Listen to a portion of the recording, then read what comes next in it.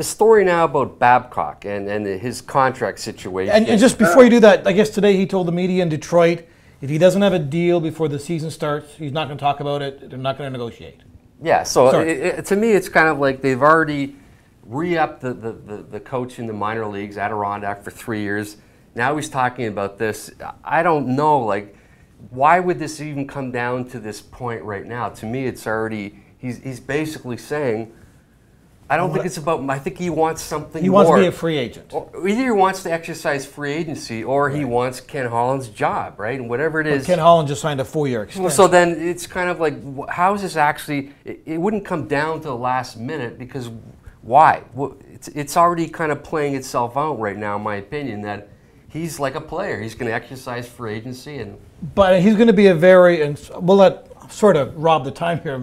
Let them speak, yeah. But I was just going to say, he's going to be the highest paid coach, whether he re-signs with Detroit or becomes a free agent. Let's say 2.5, 3, 3.5, $4 million a year. No, he's not signing for less than $3 million. He's going to be the first $3 million coach. Okay, and that means only so many teams can afford him. Well, guess what, you guys, we talked about this, I think, last season, but if he doesn't sign with Detroit, he's a free agent, and Toronto's a destination, is it not? It's even with Randy Carlyle. It's but the only reason we're talking about it now is because now it's come to. Well, I guess the question is, they've come back now, and he's talked about it because right. So here's the question now: does it happen in the next couple of weeks, or do we wait a full calendar year? Well, that's the part of the scenario that'll be interesting. Is Kenny Holland going to say, "Okay, Mike, I've given you my best offer. You're not interested in it. I got the feeling that you want to go elsewhere." And if he says, "Well, Kenny, I'm entitled to go elsewhere," at the end of the year, and Kenny said, "Well, I don't want a lame duck coach. I just as soon send you home. I'm going to pay you. But I don't want you here." Yeah, fire him. Yeah, and or say, "Mike, I've been told by some of my people that we should check your phone calls. Do you want us to do that, or do you want to call Brendan right away?" That's the other point. You're absolutely right. And so he could flesh out what's going on, but not at the expense of a friendship, because they're close. And that's why I think, as this scenario plays out, and now Babcock has brought it up, Kenny Holland has to say to him, "Hey, Mike, what the hell? I'm offering you $2.5 million. No, it's not enough, Ken. Well, I know you well enough. You got another job." And that's right. See what happens. See what happens. I mean, So, as you say, Perry, it's kind of falling into line, but nothing may happen. Ken Holland may just say, "Okay, for the sake of the club and your integrity, which is beyond reproach, I'll have you coach for the year, but I'm doing it against my better judgment." Well, that was my next question. I mean, is Ken Holland the type of guy that wants a lame duck coach? Well, let me ask you guys this. Do you think Detroit has a legitimate chance to win this year, the Stanley Cup? Not next year. No. And I don't think they're going to be, as Zetterberg grows older and Datsuk grows older. That's right. They've got some young kids, but I don't think they're. And I think Mike Babcock realizes that a lot more than I do. Yeah. Billy, you and I have been in this position. You can't have a lame duck coach like that. The players know it, and the players sometimes, they don't want to. If that's going to be the case, they don't want to listen to this.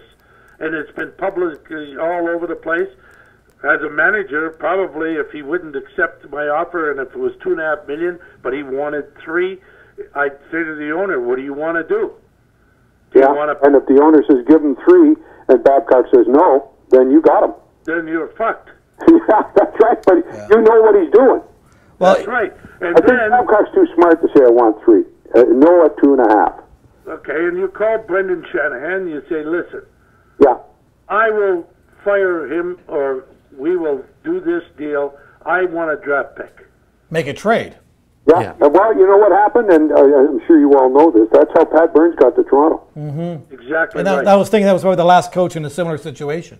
Yeah, and Serge didn't want to fire him, but he wanted to change, and he called Cliff, and that's right, and that's Kenny Holland's only out. And I do think it'll happen one way or another before the season starts for sure. Don't you agree? Yeah, well, it has to, Phil, or it won't happen. Yeah. And you know what? All it may involve is a draft choice. You know, if in fact this evolves, and Shanahan talks to Kenny, and gives him permission to talk to Mike, and the easy way out of this is to give him a third-round pick and let Babcock come to Toronto. Yeah. That's it. But I think this is, to me, this is... And if they make the playoffs, it's a second. Yeah. Yeah, good point. To me, this is the biggest situation. It's kind of like on the slow boil right now. It's kind of percolating, and a lot of people aren't really reading the tea leaves as they are right now. But to me, this is the blockbuster story that's waiting to happen. Because we're talking about anything that would have happened in the offseason with, you know, with players leaving, going here and there, or trades or whatever that didn't happen. This, to me, is going to be potentially the biggest story in the NHL, if not just in some time. If it plays out like he goes to Toronto. But if you want Babcock, he has to be more than a coach. I think Bill maybe mentioned this in the last show. You got to have him as head coach and GM. I think Brendan Shannon will allow that. I'm not saying he wouldn't, but isn't that not what has to happen? Because I think that's what he wants. Goes. I think he wants the money, plus I also think he wants the title, because if you look at Toronto, they've got kind of a lame duck general manager right now. They sure do. And if Brendan Shannon wants to bring in his own guy, he's got the coach, give him the title what he wants, and he can... The director of player personnel. Whatever the title is, and he'll bring his own people along with him. No, I think that I don't agree with that, because in this day and age, you can't do both jobs, I don't think. Do you agree with that, Billy?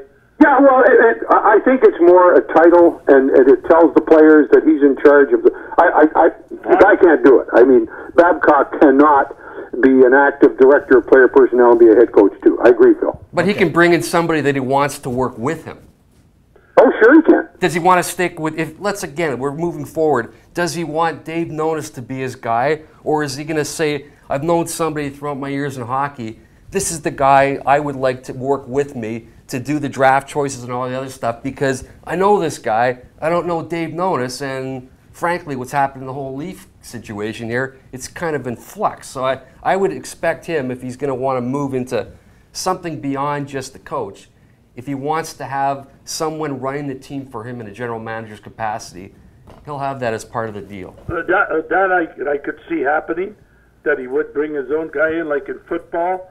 A lot of times the coach really does everything, and they just bring in the general manager to negotiate the contracts and what have you, and they make the trades and all that, but the coach really does everything. You know, the coach it's like Pat Quinn's job when I was working with Pat. I mean, Pat was the coach and general manager, and he didn't have time to generally manage. No. Well, and Pat, you know, it can work if you get the right guy to do it. You're right. Babcock will know people. He'll bring a guy in like a Mike Paulino, who's a guy that's coached with him, and they've known each other for a long time. Who's bright and might be an assistant coach. He might be just an assistant. And I think what Babcock needs more than anything is a guy he can trust to do the trade prep, do the trades if he has to, and do the contracts. And it won't be some kid from Sault Ste. Marie. So, so Bill, as someone who's pretty connected and pretty aware of these types of things, here we are, September 4th, 2014. What are the odds that, let's say, before training camp starts or before this season starts, Mike Babcock is the coach and or whatever of the Toronto Maple Leafs before this season? I don't know what odds to place on it. It's highly unlikely, but this whole scenario has been highly unlikely. And the fact that the first chip has fallen into our court, like, if I don't have a contract, I'm not going to negotiate. Exactly. Right. You know, this thing is starting to become more real than just a fantasy. And I don't know. I really don't know. Something has to happen in Leafland to substantiate the hiring of a bright young president who, up to this point, has done 2/3 of one half